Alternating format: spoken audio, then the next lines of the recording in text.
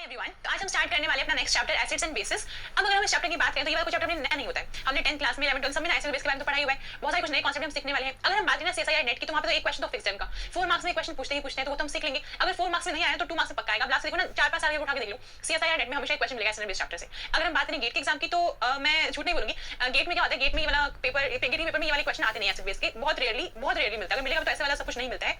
तो मैं चीज कह सकते हैं कि गेट के लिए इतना इंपॉर्टेंट नहीं है चैप्टर। लेकिन एक और चीज है, चैप्टर छोटा है, अगर हम 3-4 घंटे लगा के इसको पढ़ लेंगे ना तो अपना कोई लॉस नहीं होने वाला है। जो लोग गेट के लिए प्रिपेयर कर रहे हैं, बहुत टाइम है गेट एग्जाम में अभी, तो अपने एटलीस्ट नोट्स बना के रख लो, सिर्फ पेजेस पढ़ लेना, थोड़ा टर्न करके चले जाना। क्योंकि हमने खुद देखा होगा 1-2 साल में ना पेपर का पैटर्न चेंज हो रहा है। कुछ ऐसे पोर्शन से क्वेश्चन उठाते हैं जहां से पहले पूछे नहीं गए हैं, तो हो सकता है नेक्स्ट टाइम पे ऐसा क्वेश्चन ऐसे बेस देखने को भी मिले। तो पढ़ने में कोई लॉस नहीं, क्योंकि गेट बहुत बहुत दूर है, अभी 5 में पेपर होने बहुत दूर है, बहुत टाइम आपके पास। बट यस, जो सीएसआई नेट पढ़ रहे हैं आपको पक्का ये चैप्टर पढ़ने से 4 मार्क्स का क्वेश्चन आता ही आता है। तो स्टार्ट करेंगे सबसे फर्स्ट। अच्छा, एक और चीज, अब ना ऐसे मैं आपको बोल दूं, ऐसे एग्जाम्पल मुझे बताओ। अभी बात सुनो, अगर आपसे कोई बोलता है कि ऐसे बताओ कैसे कैसी होती है, आपको सिर्फ एग्जांपल देना है। तो एग्जांपल के लिए हम क्या लिखेंगे, सबसे पहले मेरे माइंड में आती है HCl, then acetic acid, then हम बोल सकते हैं H2SO4, ये सब HNO3, ये तो ठीक है। और क्या आपके माइंड में आता है BH3, ये सारी क्या एसिड से होती है ना। और हम क्या बोल सकते हैं यहाँ पे, सपोज Ag+, Mg2+, ये सब क्या एसिड्स हैं। अब क्वेश्चन आते हैं कुछ और भी सकते हैं यहाँ पे, जैसे सपोज करो CO2 है, यहाँ पर SO2 है, ये सारी एसिड्स हैं। अब प्रॉब्लम यहाँ पर ये है, कहने के लिए तो एसिड है, लेकिन वो एक्सप्लेन करिए। आप जैसे सपोज करो मैं आपसे पूछती हूँ ये सारी एसिड्स क्यों है, आप ये कह सकते हो कि हम सारी करने वाले ये H+ लूज कर देंगे, तो जो भी स्पीशीज हम H+ देते हैं उसको एसिड बोल देते हैं, इसलिए सारी एसिड्स हैं। ठीक है, फिर बताओ BH3 क्या ये H+ लूज कर सकता है? बिल्कुल नहीं कर सकता। इसको हमने एसिड क्यों बोल दिया? क्योंकि इसके पास क्या है, इलेक्ट्रॉन की कमी है, ये इलेक्ट्रॉन को एक्सेप्ट कर सकता है, इसलिए भी है काइंड ऑफ एसिड है एक। ऐसे सेम कॉन्सेप्ट यहाँ पर भी है। अगर हम यहाँ पर बात करें तो क्या ये H+ लूज कर सकते हैं? तो H+ तो इनके पास है नहीं, लूज कहाँ से करेंगे। अब पॉइंट ये आता है, इनको एसिड बोल क्यों रहे हैं, तो इनको एसिड इसलिए बोल रहे हैं कि इनके पास ना वेकेंट ऑर्बिटल्स है, और वेकेंट ऑर्बिटल होने की वजह से इलेक्ट्रॉन एक्सेप्ट कर सकते हैं, और इलेक्ट्रॉन एक्सेप्ट करेंगे उनको एसिड बोल रहे हैं। अभी इतना पॉइंट है। अब इनको एसिड क्यों बोल रहे हैं, क्या वेकेंट ऑर्बिटल है, तो पॉइंट है कि वेकेंट ऑर्बिटल तो नहीं, लेकिन फिर भी एसिड है। क्यों? तो अब जो कॉन्सेप्ट है ना, आप आगे समझ में आएगा क्यों इसको बोल रहे हैं एसिड बोल रहे हैं। ये सारे एसिड्स हैं, इनको एक्सप्लेन करने के लिए आप कोई थ्योरी नहीं लगा सकते, क्योंकि थ्योरी लगा सकते सारी एग्जांपल एक्सप्लेन करने से पॉसिबल ही नहीं है। इसीलिए एसिड और बेस में बहुत सारी थ्योरीज आती है टाइम टू टाइम। मैं आपको लिखना मतलब भी सिर्फ दिखा रही हूँ। इतनी सारी थ्योरीज हैं जो ऑलरेडी हमारे पास है एसिड और बेस की डेफिनेशन में एक्सप्लेन करने के लिए। हर किसी थ्योरी में एक अलग कॉन्सेप्ट निकल के आता है, और जितनी अलग अलग तरीके से देखने को मिलते हैं। ये सारे आपके एसिड एग्जांपल है, ये सब आगे आने वाली क्लास में डिस्कस करेंगे, लेकिन मैं स्टार्ट करता हूं बेसिक वाले पोर्शन से। तो बहुत सारी थ्योरीज हैं, बहुत सारे फैक्ट्स हैं, अलग अलग डेफिनेशंस हैं, उन सबको हम देखने वाले हैं। 3 हमारे पास बेसिक डेफिनेशंस हैं, एक तो अर्हेनियस कॉन्सेप्ट सारे से फर्स्ट वाला देखेंगे। सबकी डेफिनेशंस है, सारी इंपॉर्टेंट है। सबसे पहले स्टार्ट करते हैं अर्हेनियस कॉन्सेप्ट। अर्हेनियस कॉन्सेप्ट एकदम ध्यान से सुनो, साथ साथ लिखते जाओ, चैप्टर बहुत लेंथी नहीं है, हम आराम से इसको कंप्लीट कर सकते हैं। अर्हेनियस कॉन्सेप्ट। अच्छा, एक और चीज अभी तो आपको पढ़ा दूंगी, अगर आपको इन फ्यूचर कभी देखना हो, इसलिए कोई रेफरेंस बुक चाहिए वैसे बेस के लिए, तो वैसे मैं वहीं से पढ़ा रही हूं, वहीं से रेफर करी उस बुक को। बट इसलिए आपको रेफर करना कर सकते हो, मेस्लर एंड टार की बुक आती है, मेस्लर एंड टार। अभी बिल्कुल रेफर करने की नीड नहीं है, आपका नेट और गेट हो जाएगा इसमें, मैं आपको पढ़ाई उससे। इनफैक्ट मैं यहीं से पढ़ा रही हूं, क्वेश्चंस भी एग्जांपल्स यहीं से पढ़ा रही हूं, तो टेंशन लेने वाली बात नहीं है। एक ये वाली बुक है, ये जो हुई वाली बुक है उसमें भी दिया हुआ है अपने पास एसिड एंड बेस, ये दोनों बुक्स आप रेफर कर सकते हो। बट मैं अभी इन्हीं को रेफर कर रही हूं, आपको अलग से लेने की नीड नहीं है। बट कभी इन फ्यूचर अगर नेट के एग्जाम के बाद आपको किसी को पढ़ाना हो या कोई क्वेश्चन के लिए रेफर करना हो, तो आप ये वाली बुक रेफर कर सकते हो, अच्छी बुक है, काफी अच्छा दिया हुआ है। ओके, और सबसे अच्छी बात ये है कि नेट और गेट के लेवल का दिया हुआ है, ऐसे नहीं कुछ भी लिखा हुआ है, बेसिक पॉइंट्स लिखे हुए अच्छे से कॉन्सेप्ट समझाया हुआ है। आइए इस कॉन्सेप्ट की बात करते हैं, ठीक है। इसके अकॉर्डिंग बात ये है, सबसे पहला पॉइंट ये है कि ये एक्वस सॉल्यूशन केमिस्ट्री है, एक्वस सॉल्यूशन केमिस्ट्री। इसी से काफी कुछ एक्सप्लेन होता है। आपको बहुत सारी लाइंस लिखने की बिल्कुल नीड नहीं है, आप सिर्फ सुनो ध्यान से और फिर लिखना। मैंने यहाँ पर लिखा है एक्वस सॉल्यूशन केमिस्ट्री, का मतलब क्या है, एक्वस कहाँ से आता है, वाटर से ना, तो हमें अपना एक्वस सॉल्यूशन चाहिए होगा। जितनी भी हम डेफिनेशन लिखने वाले हैं वो सिर्फ वाटर में एप्लीकेबल होंगी। अगर आपका सॉल्यूशन बन रहा है वो वाटर में बनेगा तो ही हमारे पास अर्हेनियस कॉन्सेप्ट एप्लीकेबल है, अदरवाइज नहीं। ठीक है, तो यही इसकी लिमिटेशन बनेगी आगे जाके। अब देखो फर्स्ट पॉइंट है एक्वस सॉल्यूशन केमिस्ट्री। इसके बाद में इसके अकॉर्डिंग क्या था, एसिड्स क्या होती है, एसिड्स होती है ऐसा कोई भी स्पीशीज जो H+ को डोनेट कर देगा। यहाँ लिखो, species that liberate H+ ion in aqueous solution। तो अभी कंडीशन सिर्फ aqueous solution की ही है। ऐसा कोई स्पीशीज जिसको हमने जैसे ही वाटर में ऐड करा, अगर वो H+ दे देता है उसको क्या बोलेंगे, एसिड बोलेंगे। फॉर एग्जांपल हमने लिखा HCl, CH3COOH, सब H+ लीव कर देंगे तो उसको बोल रहे हैं एसिड। इसे H2SO4 लिख सकते हो, इतना ठीक है। लिखो एक बार, ये सब किसी एग्जांपल्स हो गए, बस एसिड एग्जांपल्स हो गए। पॉइंट ये है, इनको ये सिर्फ ऐसे जो हमने लिखा ना, HCl लिखा है। अगर सिर्फ HCl गैस, तो आपको पता है HCl गैस होती है एक्चुअल में, HCl गैस है, ये गैसियस स्टेट की बात नहीं कर रही है, बोल रहे हैं HCl को डिसॉल्व करो वाटर में, डिसॉल्व करने के बाद ये H+ देगा। वाटर जैसे इसमें वाटर में सोडा ऐड करवाया, ये H+ और Cl- में ब्रेक कर जाएगा, H+ तेरा, इसको बोल रहे हैं अर्हेनियस एसिड, इसको बोल रहे हैं अर्हेनियस एसिड। ठीक है, गैसियस स्टेट में इसको हम अर्हेनियस एसिड नहीं बोलेंगे। अर्हेनियस एसिड होने के लिए पहले आपको वाटर में डालना पड़ेगा स्पीशीज को, उसके बाद H+ निकलता है वहां से, तो उसको हम एसिड बोलना है। नेक्स्ट चलते हैं इस पे, बेस पे। नेक्स्ट डेफिनेशन है बेस के लिए। तो अर्हेनियस बेसिस होते क्या है, ऐसे कोई भी स्पीशीज जो एक्वस सॉल्यूशन में OH- लिबरेट करेंगे। ठीक है, species that liberate OH- ions in aqueous solution,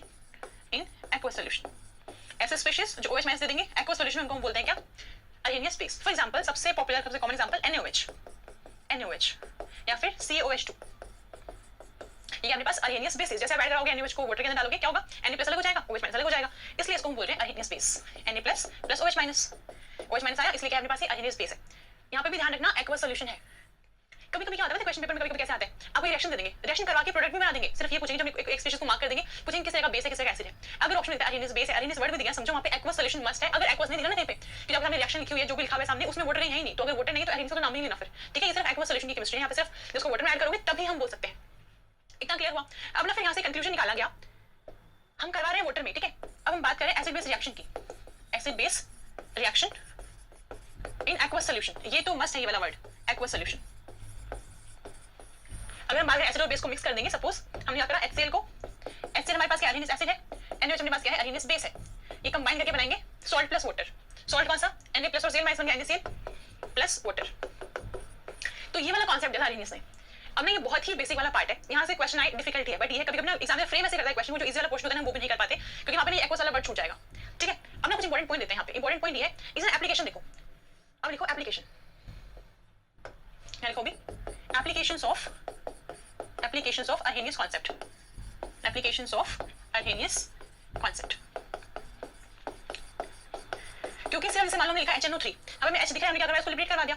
for example मैंने यहाँ पे लिखा, सबसे पहले लिखो फर्स्ट एप्लीकेशन, साथ साथ लिखते हुए चलो। फर्स्ट एप्लीकेशन लिखो aqueous solution of non-metallic oxides are acidic। For example, aqueous solution of non-metallic oxides are acidic। non-metallic oxide कौन से होते हैं, ऑक्साइड का मतलब ऑक्सीजन आएगा वहां पर, non metal, carbon non metal है ना। एग्जांपल है CO2, SO2, ये बात क्या है सारे नॉन मेटालिक ऑक्साइड। सल्फर भी नॉन मेटल है, कार्बन भी नॉन मेटल है, ऑक्सीजन लगी तो non metal oxide, non metallic oxides. ऐसे आप बोल सकते हो SO3 N2O3, SO3 N2O3, ऐसे लिख सकते हो। ये सारे क्या है non metallic oxides. N2O5 P4O6 etcetera, N2O5 etcetera. देखो जल्दी से एक बार, aqueous solution of non-metallic oxides are acidic। For example, CO2, SO2, SO3, N2O3, N2O5, P4O6, P4O10, P4O6 etcetera. ये एसिडिक होते हैं। अब इनको एसिडिक कैसे बोला गया, क्योंकि डेफिनेशन तो ये है ना कि उनको जैसे ही वो सॉल्यूशन में जाएंगे, जैसे वाटर में जाएंगे तो उनको H+ लूज करना है। इसके पास H+ है ही नहीं, इन सबके पास H+ है ही नहीं, फिर कैसे हुए। देखो CO2 है, इसको ऐड करा हमने वाटर में, CO2 गैस होती है ना, उसमें वाटर से पास करवाया हमने, क्या बनेगा ये बनेगा कार्बोनिक एसिड H2CO3, H2CO3।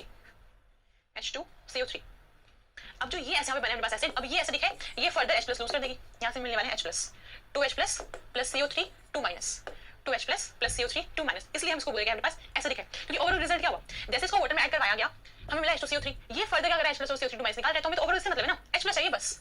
अगर कोई भी स्पीशीज H+ दे सकता है वाटर में ऐड होने के बाद, उसको बोलेंगे अर्हेनियस एसिड, सिंपल सी बात है, ठीक है। ऐसे ही फॉर एग्जांपल मिल गया SO3, next example suppose SO3 भी गैस है, इसको हमने वाटर में ऐड करवाया, ठीक है। यहाँ से ये बन गया H2SO4, H2SO4। आपको पता है एसिड होती है, फर्दर करेगा 2H+ प्लस SO4 2 माइनस, तो मिल गया ना हमें लास्ट में H+, तो इसलिए हमारे पास ये अर्हेनियस एसिड है। CO2 SO3 के हमारे पास अर्हेनियस एसिड है। ऐसे ही N2O5 लिख सकते हो आप, N2O5 प्लस वाटर, यहाँ से क्या मिलने वाला है HNO3 बैलेंस कर लो, 2 लगा दो यहाँ पर, 2 2 5 6, हाँ ठीक है बैलेंस हो गया, ठीक है आगे चलते हैं। क्या मिलेगा यहाँ से 2H+ प्लस 2NO3 माइनस, बस फिर से क्या मिला H+, इसलिए ये भी हमारे पास अर्हेनियस एसिड है। इसीलिए अगर आपने ध्यान दिया, सबसे पहले लिखा था मैंने, सबसे पहले एसिड एग्जांपल लिखे थे, उसमें बस SO2 लिखा था मैंने, वहां पे CO2 भी लिखा था, ये सारे अर्हेनियस एसिड्स होते हैं। तो ये भी क्या करेंगे, वाटर में ऐड होने के बाद H+ लिबरेट करेंगे, इसको बोल रहे हैं Arrhenius acid. This was our first application. अब लिखो सेकंड एप्लीकेशन। अब देखते हैं सेकंड एप्लीकेशन, लिखो aqueous solution of metallic oxides are basic in nature, oxides are basic। और किस तरह के बेस होते हैं ये, हमारे पास अर्हेनियस बेस होते हैं ये। फॉर एग्जांपल लिख सकते हैं, लेट्स से मेटालिक ऑक्साइड ना, कोई मेटल ले लो, CO लिखा, मेटालिक ऑक्साइड में लेना है, ठीक है। मेटालिक ऑक्साइड हो गया CO, और हम लिख सकते हैं यहाँ पे Na2, ये एल्कली मेटालिक ऑक्साइड हो गया, बस एल्कलाइन अर्थ मेटालिक ऑक्साइड हो गया, ठीक है। बस क्या ये सारे मेटालिक ऑक्साइड के एग्जांपल्स हैं, और कैसे होते हैं, बेसिक होते हैं। अब इनको बेसिक क्यों बोल रहे हैं, बेसिक इसलिए बोल रहे हैं क्योंकि मान लो ये है CaOH को हमने वाटर में ऐड करवाया, वाटर में ऐड करवा दिया, क्या बनेगा ये बन जाएगा CaOH2, बस काम खत्म, ये बन गया ना। फर्दर करेगा Ca2 प्लस 2H- ब्रेक करेगा, मेरा लास्ट में OH- यही चाहिए था। तो जो भी स्पीशीज हमें OH- देते हैं सॉल्यूशन में, एक्वस सॉल्यूशन में, क्या बोलते हैं अर्हेनियस बेस, इसीलिए हम CaO को बोल रहे हैं Arrhenius base. Metallic oxides basic होते हैं, नॉन मेटालिक एसिडिक होते हैं, ध्यान रखना। इसमें कंफ्यूजन होता है कभी-कभी कि मेटालिक, हम मेटल वालों को बोलते हैं कि हमारे पास ये एसिडिक है, जबकि क्या होते हैं वो बेसिक होते हैं। एग्जांपल ध्यान रखो, गलती नहीं करोगे, ठीक है? इतना क्लियर है? ऐसे में आप ये बोल सकते हैं कि मान लो हम लिया Na2, वाटर में डाल दिया इसको, क्या बनेगा? NaOH, NaOH बैलेंस हो गया, 2 नाइट अपने पास सोडियम है, 2 H और 2 ऑक्सीजन, ठीक है? तो यहाँ से फिर से क्या मिलेगा? 2Na प्लस 2OH माइनस, ठीक है? तो अपने पास Na2 है, वो भी अपने पास बेस होता है। कौन सा बेस? अर्हेनियस बेस। क्लियर है इतना? तो आपको ध्यान रखना है ये सब। अब ना क्वेश्चन में ऑब्वियसली बात है HCl और NaOH तो पूछेंगे, सबको पता होता है, तो 10th क्लास स्टूडेंट बता देगा, है ना? बात यहाँ पर आती है इन वाले केसेस में, ये एग्जांपल्स इंक्लूड हो सकते हैं आपके क्वेश्चन में, और क्वेश्चन बहुत इजी होता है, ट्रस्ट मी, ऐसे बेसिक क्वेश्चन बहुत इजी होता है। अगर आपने एक बार पढ़ रखा है ना चैप्टर, एक बार अभी पढ़ लेना, पढ़ते रहने से पढ़ लेना, सोचे से रिवाइज कर लेना, असाइनमेंट क्वेश्चंस लगाना बस, उसके बाद एग्जाम से पहले पढ़ोगे, टेस्ट से पढ़ोगे तो भी चल जाएगा, आपको बार बार पढ़ने की नीड नहीं है। इतना क्लियर है? अब आगे चलते हैं। तो अभी हम पढ़ रहे हैं अर्हेनियस कॉन्सेप्ट, है ना? इसमें एक चीज और है, एक इंपॉर्टेंट पॉइंट है, इंपॉर्टेंट तो खैर नहीं, अगर हम बात करें एसिडिक स्ट्रेंथ की, order of acidic strength, order of acidic strength in water, acidic strength in water, in water. अगर हमें ये लिखना हो, जो HI होता है वो सबसे स्ट्रॉन्ग एसिड है, इसके बाद HClO4, इसके बाद HBr, then HCl, then H2SO4। ये अपने पास है order of acidic strength. Last में HNO3 लिख सकते हो, लास्ट में आएगा अपने पास HNO3, यानी HI जो है वो स्ट्रॉन्ग एसिड है इन सब में से, HI सबसे स्ट्रॉन्ग एसिड है और HNO3 सबसे वीक है इन कंपैरेटिवली, कंपैरिजन की बात कर रहे हैं। तो ये होता है order of acidic strength in water, acidic strength in water.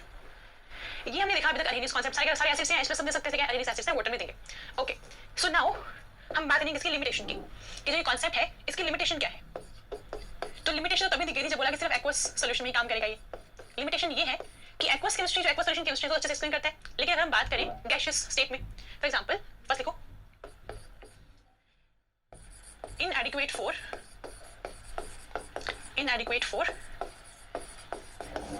gaseous HCl and नहीं gaseous species दे दो, gaseous species, example HCl and NH3। ये किससे बात हो रही है कि जब ये वाटर में जा रहे हैं तो बात अलग है, बट अगर बात करें सिर्फ गैसियस स्टेट में तो उस टाइम कोई एक्सप्लेन नहीं कर पाएगा। हम गैसियस HCl को, जब हमारे पास जो HCl है जब गैसियस स्टेट में है तब उसको हम कैसे एक्सप्लेन करेंगे कि वो एसिड है, तो आप एक्सप्लेन नहीं कर पाएगा, क्योंकि हमारे पास अर्हेनियस कॉन्सेप्ट के लिए जो भी हमारे पास पिछले उसको वाटर में डालना ही पड़ेगा, उसके बाद उसको एक्सप्लेन कर पाएंगे। गैसियस स्टेट में, सॉलिड स्टेट में हम नहीं बता सकते, ठीक है? तो फर्स्ट पॉइंट ये हो गया, इनएडिक्वेट फॉर गैसियस स्पीशीज। यहाँ पे सारी काम कर सकते हो, ब्रैकेट लिख देना है साथ में, ब्रैकेट में लिख दो gaseous and solid phase, solid phase. अगर कोई भी स्पीशीज जो है अगर वो गैसियस स्टेट में है या फिर सॉलिड फेज में है तो उसकी एसिडिटी को एक्सप्लेन नहीं कर सकता अर्हेनियस कॉन्सेप्ट, क्योंकि अर्हेनियस कॉन्सेप्ट के लिए पहले उसको ऐड करवाना ही पड़ेगा हमें, किसमें? वाटर में। क्लियर है इतना? उसके बाद सिंपल लिख सकते हैं कांट एक्सप्लेन, सिंपल सी बात है, can't explain non aqueous solutions, non aqueous solutions. इसमें सब आ गया कि अगर नॉन एक्वस सॉल्यूशन के अलावा कोई भी सॉल्यूशन है तो उसको एक्सप्लेन नहीं कर पाएगा, ठीक है? सॉल्यूशन तो कोई भी हो सकता है, फॉर एग्जांपल मैंने HCl का सॉल्यूशन बना दिया, ठीक है? हमने HCl का सॉल्यूशन बना दिया, इसमें ऐड कर दिया एसिडिक एसिड, तो अभी क्या बता पाएगा एसिडिक एसिड वहां पे एसिड है फिर नहीं बता पाएगा। इसको चाहिए क्या? इसको सिर्फ वाटर चाहिए, वाटर में ऐड करना पड़ेगा स्पीशीज को, इसलिए हमारे पास लिमिटेशन रहेगी इसकी अर्हेनियस कॉन्सेप्ट की, can't explain non aqueous solution. Clear है इतना? तो इतना काफी रहेगा अपने अर्हेनियस कॉन्सेप्ट के लिए। अब हम चलते हैं अपने नेक्स्ट टॉपिक पे, कौन सा? नेक्स्ट हम पढ़ेंगे ब्रोंस्टेड एसिड। नेक्स्ट हम पढ़ेंगे यहाँ पर लिखो ब्रोंस्टेड लोरी कॉन्सेप्ट। ये हमारे पास सेकंड कॉन्सेप्ट जो काफी पॉपुलर है, काफी कॉन्सेप्ट एक्सप्लेन कर देता है, ब्रोंस्टेड लोरी कॉन्सेप्ट। तो इसके अकॉर्डिंग बात ये है, जो एसिड होती है कोई भी स्पीशीज जो H+ को डोनेट करेगा उसको बोलेंगे ब्रोंस्टेड एसिड। अब क्वेश्चन आएगा वो तो वहां पे भी था, हाँ तो सेम है, यहाँ लिखो species that can donate H+ ions, ठीक है? ऐसे ही बेस क्या होंगे? बेस वो एग्जांपल लिख सकते हैं यहाँ पर, लेट्स से H2+, H+ चलेगा, तुम क्या बोलेंगे? ब्रोंस्टेड एसिड, ठीक है? ऐसे एग्जांपल लिख सकते हैं। ओके, इसके बाद यहाँ पे गैसियस HCl भी आएगा, गैसियस HCl। इस ब्रोंस्टेड कॉन्सेप्ट के लिए कोई एक्वा सॉल्यूशन की नीड नहीं है, उसको सिर्फ H+ देने वाला चाहिए, वो कैसे भी दे, ठीक है? हम बात करते हैं इसकी बेस की, Bronsted base, species that can donate, sorry that can accept, species that can accept H+ ions, जो एक्सेप्ट कर लेंगे H+ आयंस को उनको बोलेंगे क्या? ब्रोंस्टेड बेस, सिंपल सी डेफिनेशन है, जो H+ दे देंगे वो रहेंगे एसिड, ब्रोंस्टेड एसिड, और जो H+ ले लेंगे वो बोलेंगे उनको Bronsted base. For example gaseous ammonia ले सकते हैं ऑब्वियसली, NH3 अपने पास है, कहीं से भी H+ आएगा ले लेगा इसको, ये क्या बनाएगा NH4+, अमोनिया का अपने पास ब्रोंस्टेड बेस। तो यहाँ पर कोई सोल्यूशन, कोई स्टेट का ऐसे कोई कौन से फेज में होना चाहिए, ऐसी कोई वो कंडीशन नहीं है, कैसा भी चलेगा, सिर्फ उसको एक्सेप्ट करना है, अगर वो एक्सेप्ट कर पा रहे तो फिर उसको बोलेंगे ब्रोंस्टेड बेस। क्लियर है इतना? तो कॉन्सेप्ट तो सिंपल सा ही है ये, लेकिन यहाँ पे एक और चीज है इसमें इंपॉर्टेंट, ब्रोंस्टेड कॉन्सेप्ट आने के बाद ही फाउंडेशन कॉन्सेप्ट, जो फाउंडेशन है किसकी, कॉन्जुगेट एसिड कॉन्जुगेट बेस वाले कॉन्सेप्ट, आपने सुना होगा कॉन्जुगेट एसिड होते कॉन्जुगेट बेस, तो वो अरेनियस कॉन्सेप्ट के टाइम पे नहीं आया था, वो ब्रोंस्टेड वाले टाइम पे आया था। देखो यहाँ पे this concept is foundation for conjugate acid base concept, conjugate acid base concept।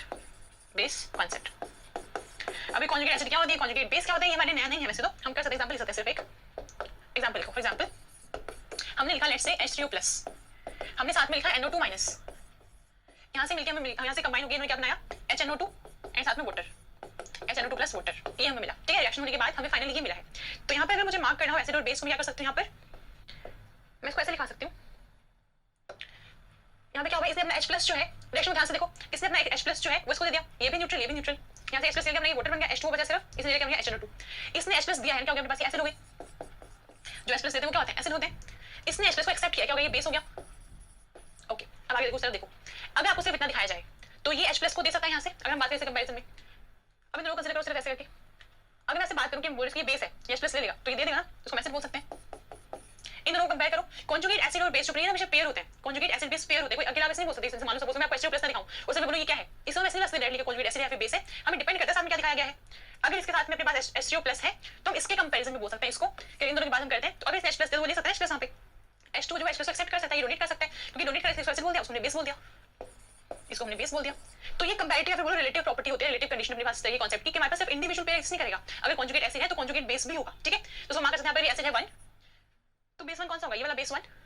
ठीक है, अगर मेरे पास बेस 2 है तो एसिड 2 ये वाली अपने पास, ऐसे करके कॉन्जुगेट एसिड और बेस हमेशा पेयर में एग्जिस्ट करते हैं, हमेशा पेयर में एग्जिस्ट करेंगे। हम लिख भी सकते हैं इनफैक्ट इसको, ये लिखो conjugate acid base pair, conjugate acid base pair, acid base pair हमेशा पेयर फॉर्म में ही एग्जिस्ट करेंगे।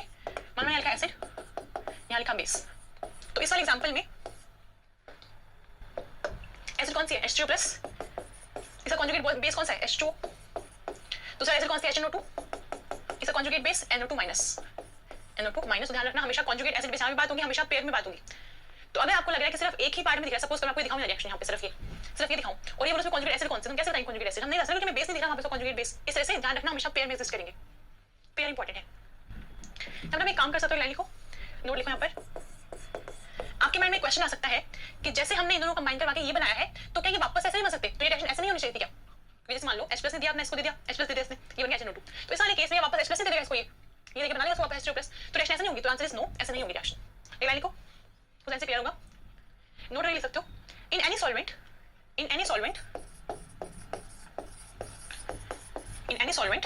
The direction of in any solvent the direction of the reaction is, if I say so, the direction of the reaction always favors the formation of, the direction of reaction always favors the, लिखो, always favors the formation of weaker acid or base than the reactant, always favor the formation of weaker acid या weaker acids or bases than the reactants, तो यहाँ से क्या समझ में आया, समझ में ये आया कि देखो ये लिख लो, पहले भी दिखाते हैं आगे एग्जांपल लिखो। इस वाले केस में जो H3O+ है, H3O+ is stronger acid than HNO2, stronger acid। अगर हम दोनों कंपेयर करेंगे तो H3O+ क्या है, एक stronger acid है in comparison to HNO2। अगर बात करें बेस की ना, तो मेरे पास जो NO2- है, NO2- is stronger base than H2O, stronger base in H2O। इसकी वजह से क्या हो रहा है, देखो लिखा है इतना, लिख लो एक बार। तो हमने नोट में ये लिखा है कि कोई भी रिएक्शन जो होगा वो ऐसे वाले रिएक्शन को फेवर करेगा जिसमें हमारे पास रिएक्टेंट के कंपैरिजन में वीक एसिड और वीक बेस में मिल रहे हो, रिएक्टेंट के कंपैरिजन में weak acid and weak base में मिलना चाहिए। तो हमने देखा था रिएक्टेंट हमारे पास ये थे, तो क्या comparatively stronger acid than this, stronger base than this, तो मैं अगर यहाँ पे कंपैरेटिवली वीकर एसिड बन गया प्रोडक्ट में और कंपैरेटिवली वीकर बेस बन गया प्रोडक्ट में, रिएक्शन तो भी सेम कांसेप्ट होना, अपने इक्वेशन में लगा के देखते हैं एक बार। ये था अपना रिएक्शन। तो इस वाले केस में अगर हम कंपेयर करें दोनों को, यहाँ पर ये H2 प्लस HNO2, इन दोनों में ये वाली H2 प्लस जो वो ज्यादा स्ट्रॉन्गर एसिड है। रीजन क्या है इसका, इसके पास अब यहाँ पे प्लस अवेलेबल है। हर कोई स्पीशीज चाहता है उसको चार्ज अपना न्यूट्रलाइज करना है, तो अगर मैं प्लस रिमूव करें तो अवस्था न्यूट्रल हो जाएगा, ठीक है। तो चार्ज को रिमूव करना चाहता है, इसके पास चार्ज है, इसका उसको चार्ज है नहीं, तो ये अपना H+ आराम से निकालेगा। जैसे H+ जाएगा माइनस आएगा, माइनस को न्यूट्रलाइज कर देगा, समझो H+ निकल देगा, वही न्यूट्रलाइज हो जाएगा। इसलिए ये कंपैरेटिवली स्ट्रॉन्गर एसिड है, इससे जो रिएक्शन कैसे प्रोसीड करिए, स्ट्रॉन्ग एसिड से वीक एसिड बन रहा है, ठीक है। यहाँ पर आते हैं, जो ये वाला बेसिस से नेगेटिव चार्ज है, इसको भी न्यूट्रलाइज करवाना अपना चार्ज H+ लेगा, ये जल्दी लेगा कंपैरिजन में। देखो लोन पेयर इसके पास भी है, लोन पेयर इसके पास भी है, यहाँ पे O- है, यहाँ पे क्या सिर्फ O है, बेटा एक्सेप्ट कौन सा वही है ना, जल्दी लेगा H+ को, तो चार्ज न्यूट्रलाइज करवाने, इसलिए ये स्ट्रॉन्गर बेस का बन रहा है रिएक्शन के पास, कंपैरेटिवली वीकर बेस बन रहा है, इसलिए रिएक्शन वो ऐसे प्रोसीड करेगा, रिएक्शन चाहिए। तो इतना पढ़ना काफी रहेगा ब्रोंस्टेड कॉन्सेप्ट के लिए, ठीक है। अभी चलते हैं आगे अपने नेक्स्ट टॉपिक पे, जो कि काफी इंपॉर्टेंट है। अब नेक्स्ट हम पढ़ने वाले हैं लुईस कॉन्सेप्ट। थर्ड अपने पास है लुईस कॉन्सेप्ट, और ये काफी इंपॉर्टेंट है, काफी यूजेस भी काफी ज्यादा है, इसको थोड़ा ज्यादा पढ़ेंगे लुईस कॉन्सेप्ट। और देखिए सबसे सिंपल सा लगता है ये। लुईस कॉन्सेप्ट के अकॉर्डिंग एसिड क्या होती है, एसिड होती है इलेक्ट्रॉन एक्सेप्टर, लिखो यहाँ पे इलेक्ट्रॉन एक्सेप्टर, इलेक्ट्रॉन एक्सेप्टर। और जो पास बेस होता है लुईस बेस, यानी कि लुईस बेस क्या होगा, लुईस बेस होगा electron donor, electron donor, electron donor. ये वाली डेफिनेशन बिल्कुल नहीं है, हमने ऐसे बहुत एग्जांपल पहले पढ़े हैं, ऑर्गेनिक में भी पढ़ते आए हैं हम ऐसे एग्जांपल्स। एग्जांपल स्टार्ट करेंगे सबसे पहले। देखो सपोज मैंने लिखा BF3, यहाँ पर लिखा अमोनिया। अगर उसको होना है किसी भी स्पीशीज को, अगर बनना है लुईस बेस, उसके पास इलेक्ट्रॉन होने चाहिए, तो उसको इलेक्ट्रॉन देने हैं। इलेक्ट्रॉन कौन दे सकता है, होने चाहिए ना, तो इसके पास क्या है, पहले पास लोन पेयर, इसके पास है लोन पेयर है। अब ये एक्सेप्ट क्यों करेगा, मैं बोल रही हूँ कि पास लुईस एसिड है, हम BF3 को बोलते हैं लुईस एसिड और NH3 को बोलते हैं लुईस बेस। रीजन क्या है, वो इलेक्ट्रॉन ले सकता है, उसके पास क्या है, p ऑर्बिटल अवेलेबल है, ये लुईस बेस। इसके पास p ऑर्बिटल अवेलेबल है, ये इलेक्ट्रॉन दे देगा इसमें, ठीक है। तो क्या बनने वाला है यहाँ पर, इसको हम इस तरह से लिखते हैं BF3 अमोनिया से। तो जैसे आपने ध्यान दिया हो अरेनियस कॉन्सेप्ट में एसिड प्लस बेस क्या बना था, सॉल्ट बना, सॉल्ट प्लस वाटर। यहाँ पे क्या होता है, एसिड प्लस बेस के बंदा अपने पास, ये इसको हम बोलते हैं अडक्ट, ADDUCT, इसको हम बोलते हैं अडक्ट। तो लुईस एसिड बेस रिएक्शन जो प्रोडक्ट होता है उसको अडक्ट बोलते हैं। सिर्फ ऐसे शो करते हैं, इतना क्लियर है। अब ना अगर आपसे कोई पूछता है इस वाले रिएक्शन में बेसिक चेंजेस क्या क्या आए हैं, तो अगर हम बात करें BF3 की, BF3 प्लेनर मॉलिक्यूल है, यानी बस ट्राइगोनल प्लेनर, ठीक है। इसमें हमने ऐड करवाया अपना मतलब इलेक्ट्रॉन दिलवाया यहाँ से यहाँ तक, तो क्या बनेगा ये, अब ये कुछ ऐसा बन जाएगा, ऐसा ना, अमोनिया ऐसे करके लिख दो उसको, ऐसे था, ये प्लेनर था, उसमें भी इलेक्ट्रॉन F था यहाँ पर, ऐसे। तो ये बेसिकली क्या लिख सकते हैं, यहाँ से यहाँ बन रहा है ना ये, तो हम ये बोल सकते हैं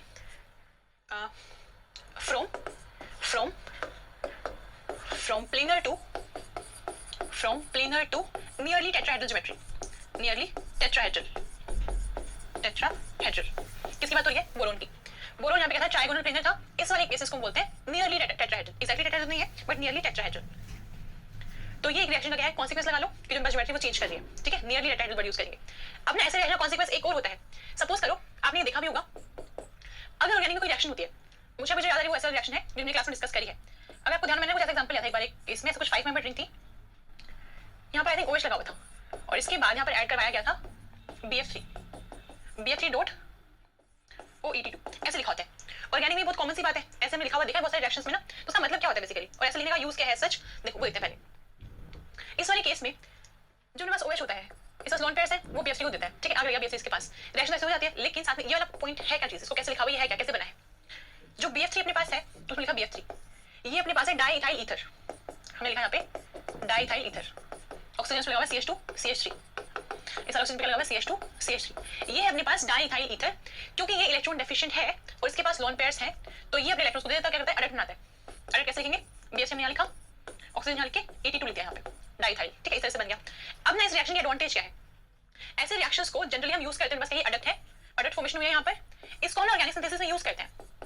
ऐसा क्यों करते हैं, उसका ध्यान से सुनना एक पॉइंट। जो मेरे पास BF3 होता है उसका बॉइलिंग पॉइंट होता है -99.9 डिग्री सेल्सियस, इसका जो बॉइलिंग पॉइंट है, यही बॉइलिंग पॉइंट, इसका बॉइलिंग पॉइंट होता है -99.9 डिग्री सेल्सियस।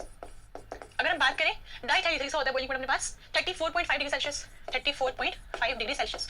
अब जो इन दोनों के कंबाइन होने से जो अडक्ट फॉर्मेशन हुई है, अडक्ट का बॉइलिंग पॉइंट होता है 125 to 126 degree Celsius, 126 degree Celsius.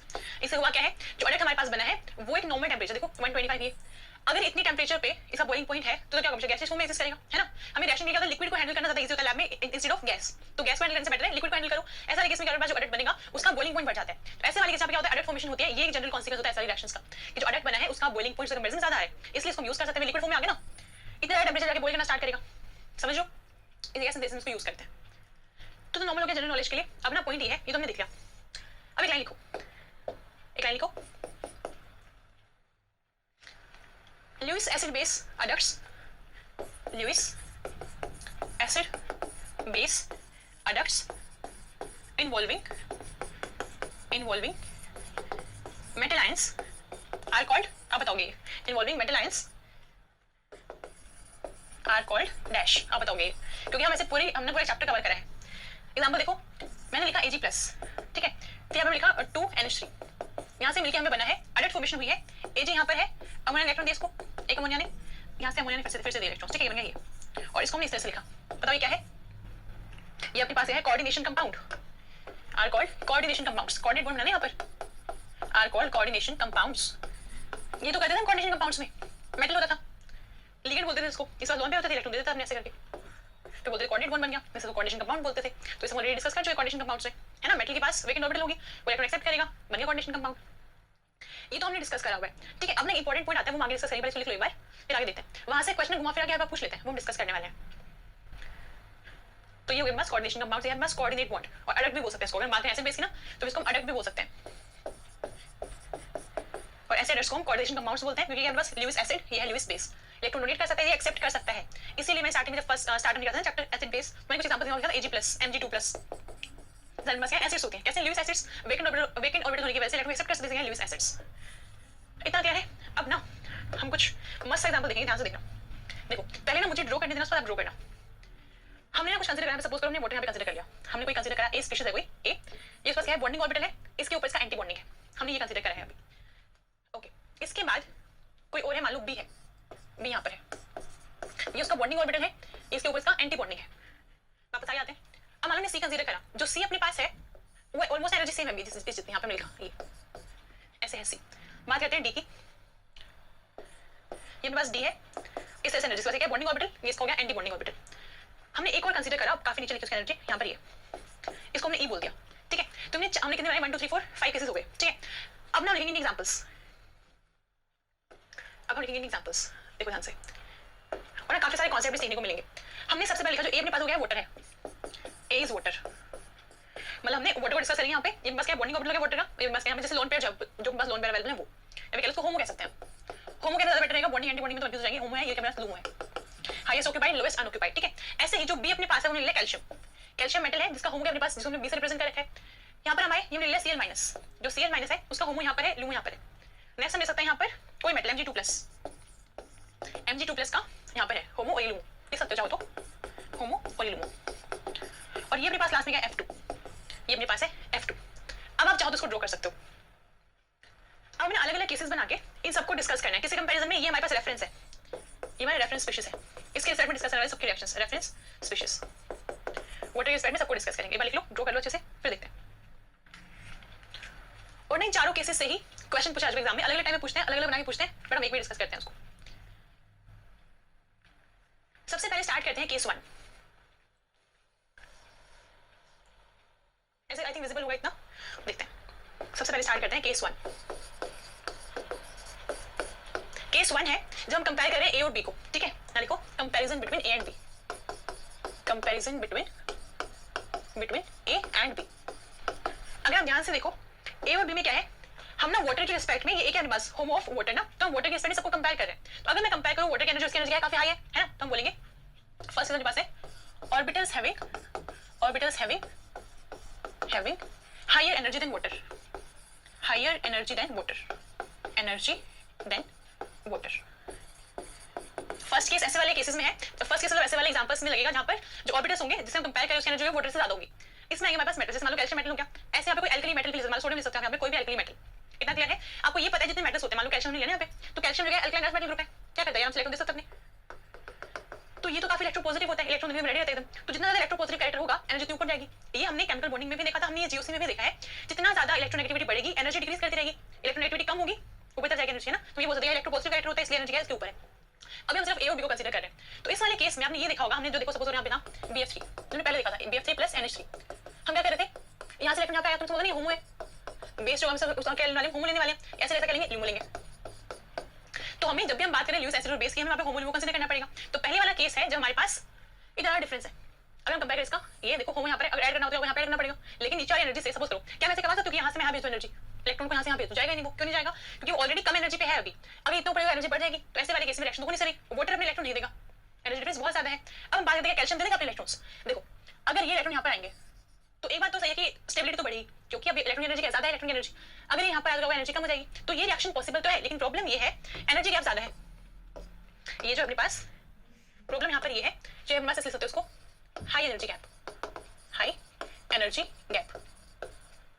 High energy gap होने की वजह से यहाँ पे अडक्ट की फॉर्मेशन नहीं होती है। हाँ लिख सकते हो आप आगे, यहाँ लिखो इस वाले केस में हाई एनर्जी गैप, मेरे ड्रॉ करने से आपको लग सकता है कि डिफरेंस तो बहुत कम ही लग रहा है, बट थोड़ा सा और ड्रॉ कर सकते हो। यहाँ लिखो high energy gap, high energy gap, therefore adduct formation is not possible, therefore adduct formation is not possible. हम एक कॉन्सेप्ट और डिस्कस करेंगे, adduct formation is not possible. यहाँ पे अडक्ट तो नहीं बन सकता है, लेकिन इलेक्ट्रॉन का ट्रांसफर जरूर हो सकता है, लेकिन इलेक्ट्रॉन का ट्रांसफर पक्का हो सकता है, देखो but electron transfer is possible. अब यहाँ पे डाउट पक्का आ गया है कि अगर इलेक्ट्रॉन ट्रांसफर हो रहा है तो फिर अडक्ट क्यों नहीं बन रहा।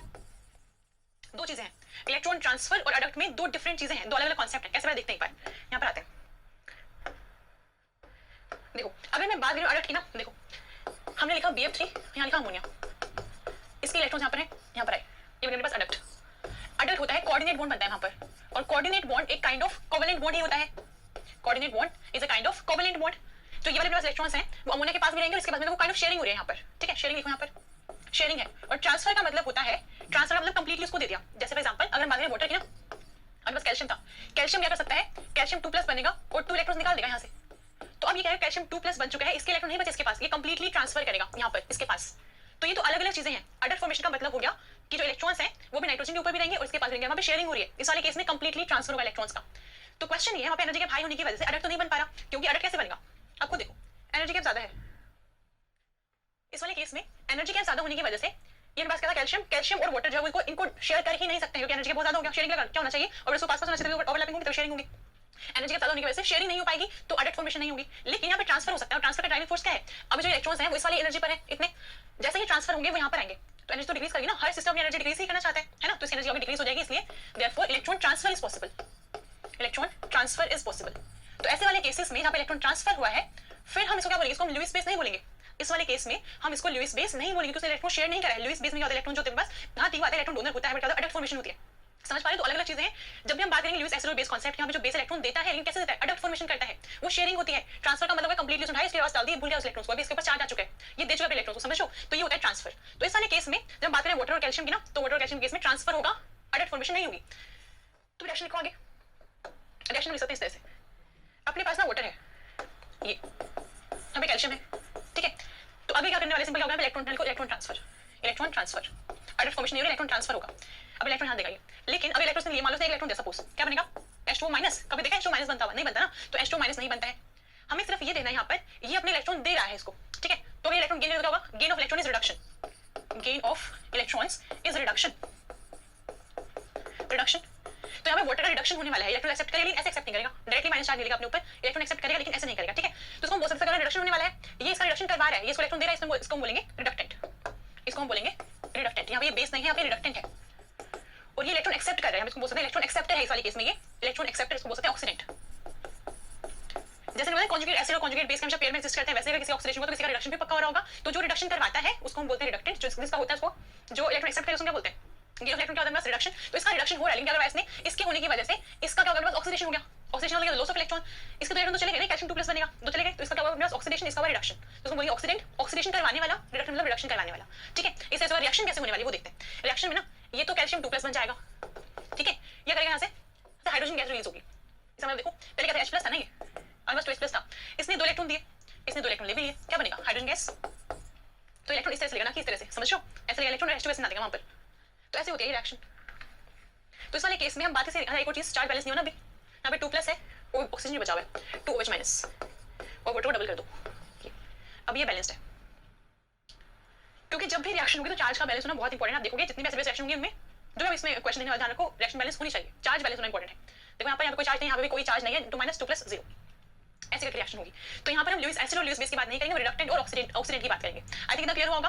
तो पॉइंट क्या है? पॉइंट ये है, अगर एनर्जी डिफरेंस बहुत ज्यादा हुआ तो वहाँ पर अगर रिएक्शन कोई देने वाला कोई लेने वाला है तो वो ले दे तो सकते हैं, लेकिन वहाँ पे एडट फॉर्मेशन नहीं होगी, वो शेयरिंग नहीं कर सकते। डिफरेंस बहुत आता है। शेयरिंग का मतलब क्या? दोनों ऑर्बिटल्स आएंगे, ओवरलैप करेंगे, ओवरलैपिंग के लिए डिफरेंस कम होना चाहिए तब ओवरलैपिंग हो सकते हैं। ठीक है, वैसे वाले केसेस में instead of talking about Lewis acid and Lewis base we talk about reductant and oxidant. Paper में क्वेश्चन कैसे आते हैं? मान लो आपने रिएक्शन दे दी, ठीक है, इसको एक्चुअली कैसे लिखेंगे? इसको लिखेंगे CaOH2 + वाटर। अब क्वेश्चन ये पूछा जाएगा यहाँ पर जो वाटर है वो कैसे एक्ट कर रहा है, और ऑप्शन होंगे as a Lewis base, as oxidant, as reductant और एज लुईस एसिड। तो अगर कंफ्यूजन हुई, अगर आपको लगा कि यहाँ पे कैल्शियम 2+ इलेक्ट्रॉन दिए होंगे तो उसको लिखा देना एसिड, लुईस एसिड गलत हो जाएगा। वो लुईस एसिड नहीं है, ये लुईस एसिड होता तो एडट फॉर्मेशन होनी चाहिए, नहीं हुई एडट फॉर्मेशन। समझ आओगे? ऐसे ऐसे क्वेश्चन ही पेपर में आते हैं, आपको ध्यान रखना है। रिएक्शन ऑलरेडी वो करके देंगे, आपसे रिएक्शन नहीं करवाएंगे, देते हैं रिएक्शन करके खुद से, आपको सिर्फ पहचान होता है कैसे कैसे रिएक्शन हो रही है। क्लियर हुआ इतना? अब हम चलेंगे अपने केस 2 पे। ठीक है, लिखो केस 2। तो प्लीज पढ़ा दो, आप केस 2 लिखो।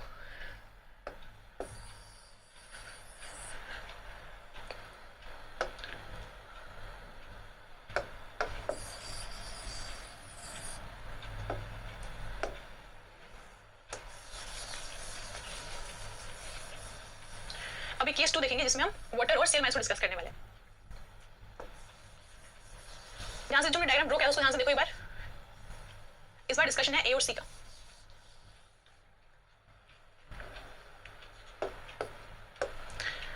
अभी नेक्स्ट पॉइंट लिखो case 2।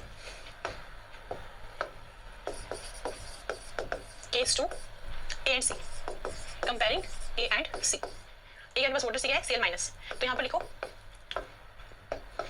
energies are comparable, energies are comparable, energies are comparable। फिर ऐसे बोल सकते हैं एनर्जी डिफरेंस जो है वो बहुत कम है, energy difference is very less. इस तरीके से देखो क्या करवा सकते हैं, ध्यान से देखो, एनर्जीज आर कंपेरेबल। लिख सकते हो सिमिलर एनर्जीज, लिख सकते हो, ब्रैकेट में लिखो similar energies, similar energies, similar energies. इस वाले केस में एक क्वेश्चन आपके माइंड में आ सकता है कि जो Cl- जो अपने पास वाटर है, एनर्जी ऐसे क्यों दिखाई आपने? हमें ये पता है electronegativity of oxygen is greater than Cl, electronegativity of oxygen is greater than Cl, इसलिए इसकी एनर्जी नीचे तरफ होगी, इसकी ऊपर होगी। ये हमने देख लिया। अब क्या होगा? क्योंकि एनर्जीज कंपैरेबल है, जहां पे एडट फॉर्मेशन हो सकती है। इस वाले केस में एडट फॉर्मेशन हो सकती है। तो एडट फॉर्मेशन क्या चाहिए? कंपैरेबल एनर्जी, सिमिलर एनर्जी होनी चाहिए, यहाँ पे एडट फॉर्मेशन होगी। तो इस केस में क्या लिखेंगे हम? इसे लिख सकते हैं Cl- प्लस क्या करते हैं वाटर है, उसमें हमने Cl- ऐड करवाया। ठीक है, अभी कितने वाटर आए तो पता नहीं, but an number of water हमने ले लिए। अब बनने वाली एडट फॉर्मेशन कैसे होगी? हमने लिखा Cl और ये माइनस, और ये ऐसे माइनस, इस तरह से हम लिख सकते हैं Cl and then minus. Electron किसने दिए? इलेक्ट्रॉन दिए Cl ने। इलेक्ट्रॉन तो Cl ही देगा, एनर्जी ज्यादा है इसके पास। जिसकी एनर्जी ज्यादा होती है वो इलेक्ट्रॉन देगा। हमें ये पता है कि जो होमो होता है, होमो की एनर्जी डोनेशन हाई होनी चाहिए, लुमो की कम होनी चाहिए। तो ये अपने जो इलेक्ट्रॉन है उसको यहाँ पे डाल देगा। ठीक है, तो हम ये बोल सकते हैं कि अपने पास जो Cl- है अपने पास लुईस बेस है, Cl- लुईस बेस, और यहाँ पे वाटर कैसे एक्ट कर रहा है? Water is acting as Lewis acid, water is Lewis acid. तो जब भी एनर्जीज कंपैरेबल होंगी तो एडक्ट फॉर्मेशन होगी, लिखो एडक्ट, एडक्ट फॉर्मेशन होगी, और वहां पर हमें लुईस एसिड और बेस वाला कांसेप्ट देखने को मिलेगा। तो वाटर यहाँ पर लुईस एसिड है।